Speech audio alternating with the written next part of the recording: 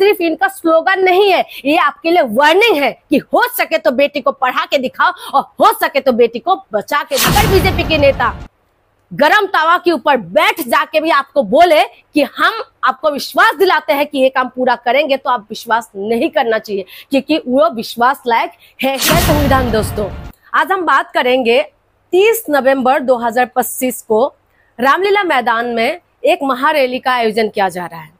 महारैली का आयोजन करने का मेन उद्देश्य यही है कि संविधान बचाओ। संविधान के ऊपर जिस तरीके से बीजेपी बार बार हमला करते हैं, यानी कि संविधान को छेड़छाड़ करने की कोशिश करते हैं, जबकि बीजेपी के नेता भी ये बोल रहे थे कि 400 पार हो जाते तो वो संविधान को बदल देते। ये उन्हीं का बयान था। आज हम बात करेंगे कि संविधान को बचाना क्यों जरूरी है। जिन्होंने हाथ में कलम पकड़ा उन्होंने हमें कानून दिया, जिन्होंने आवाज को बुलंद किया उन्होंने हमें क्रांति दी, और वो था हमारे भीमराव अंबेडकर। बाबा साहब ने हम लोगों को जो संविधान दिया, वो संविधान हम लोगों को बराबरी का अधिकार देते हैं, वो संविधान हमें बोलने का अधिकार देते हैं, वो संविधान हमें जो महिलाओं को अधिकार देते हैं। महिला 7 जन्म लेने के बाद भी बाबा साहेब का जो एहसान है वो कभी चुका नहीं सकते, इसीलिए संविधान को बचाना जरूरी है। आज लोग कहते हैं कि कहाँ संविधान के ऊपर हमला हो रहा है, कहाँ कुछ हो रहा है। आपको मैं बता दूं, अगर बीजेपी का नेता इस तरीके की बातें कर रहे हैं तो आप समझे कि ये लोग छेड़छाड़ कर ही रहे हैं। आपने खुद देखा होगा कि किस तरीके से मध्य प्रदेश के अंदर आदिवासियों के मुंह पे मूत दिया जाता है।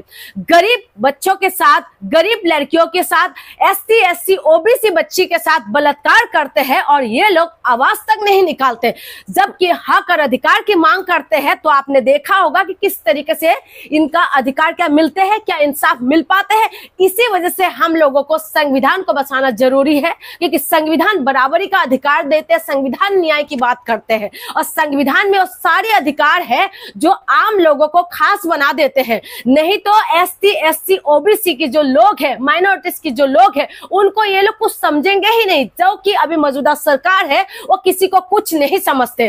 और इसी वजह से जो है महारैली का आयोजन किया जा रहा है, वो चाहे गांव से हो, अब जहां तक ये मेरी आवाज पहुंच रही है, चाहे वो महिला हो, चाहे वो पुरुष हो, चाहे वो स्टूडेंट हो, चाहे वो बुजुर्ग हो, चाहे किसान हो, चाहे माइनॉरिटीज की कोई लोग हो, चाहे मुसलमान हो, कोई भी हो, आप लोग वहां पर आइए। इसीलिए आना चाहिए क्योंकि संविधान में आपको अधिकार दिया, ये अधिकार ये लोग हनन ना कर पाए, इसीलिए अपनी ताकत को दिखाइए।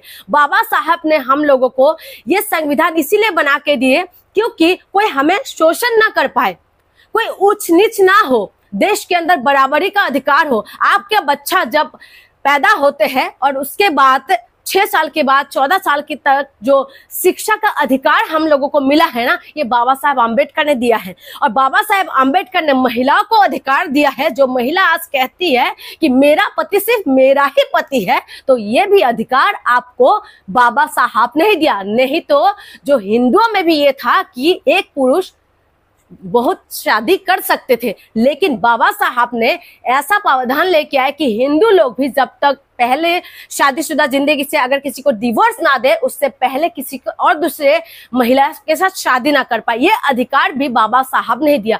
अगर आपको पढ़ना लिखना नहीं आते तो आज की डेट में सोशल मीडिया में बाबा साहब के बारे में बहुत सारे वीडियो बन रहे हैं। आप यूट्यूब देखिए, फेसबुक देखिए, इंस्टाग्राम में जाके देखिए। अगर आपको पढ़ना नहीं आते तो बाबा साहब के बारे में समझिए, सीखिए, और उसके बाद आप समझिए कि संविधान ने हमें क्या कुछ दिया है।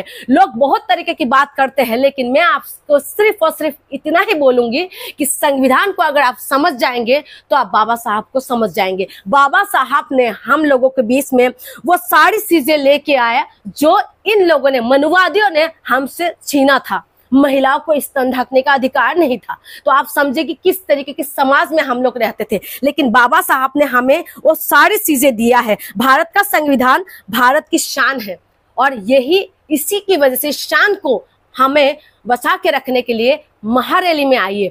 आपको क्या लगता है कि बीजेपी वाले जो है आपको कहते हैं शिक्षा स्वास्थ्य की बात कहते हैं, ये कहते हैं कि बेटी बचाओ और बेटी पढ़ाओ, और इन्हीं के राज के अंदर बेटियों के साथ बलात्कार होते हैं, लेकिन ये लोग चुप रहते हैं। ये कहते हैं कि हमारे पर विश्वास करो कि हमें बेटियों को हम मरने नहीं देंगे, हम बेटियों को बचाएंगे, हम बेटियों को पढ़ाएंगे। ये सिर्फ इनका स्लोगन नहीं है, ये आपके लिए वार्निंग है कि हो सके तो बेटी को पढ़ा के दिखाओ और हो सके तो बेटी को बचा के दिखाओ।